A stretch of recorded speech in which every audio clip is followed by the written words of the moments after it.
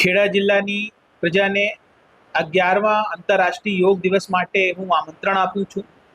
ખેડા જિલ્લામાં આ કાર્યક્રમમાં 4 લાખથી વધારે લોકો આ યોગના કાર્યક્રમમાં સહભાગી થવાના છે.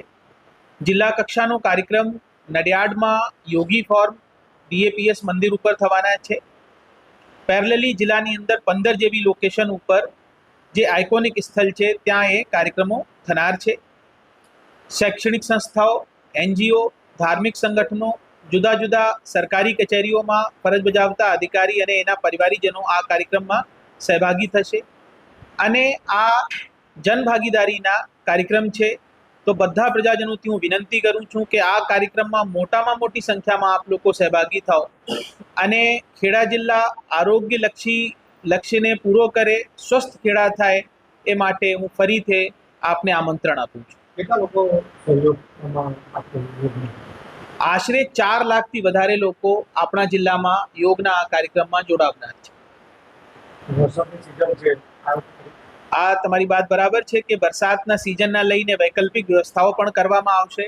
આપણે આશા રાખીએ કે મોસમ ખુલ્લું રહે, પર જો એવી કોઈ આગાહી થશે અને જો વરસાદની સ્થિતિ ઉત્પન્ન થશે તો વૈકલ્પિક જગ્યા ઉપર અમે મેક્સિમમ લોકોને પાર્ટિસિપેટ કરાવવાની વ્યવસ્થા પણ કરી છે. સર કોઈ જગ્યાએ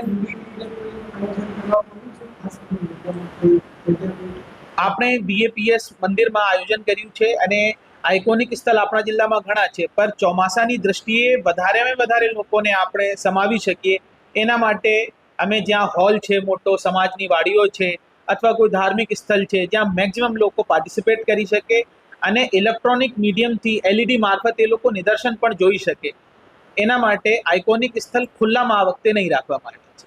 સર આ વખતે યોગની થીમ કઈ છે, કયા વિષય પર? આપને જે સાહિત્ય આપવામાં આવ્યા છે આમાં અમે એક આમંત્રણ પત્રિકા રાખી છે. Yoga for one earth one health, આ વખતે આંતરરાષ્ટ્રીય યોગ દિવસની થીમ છે.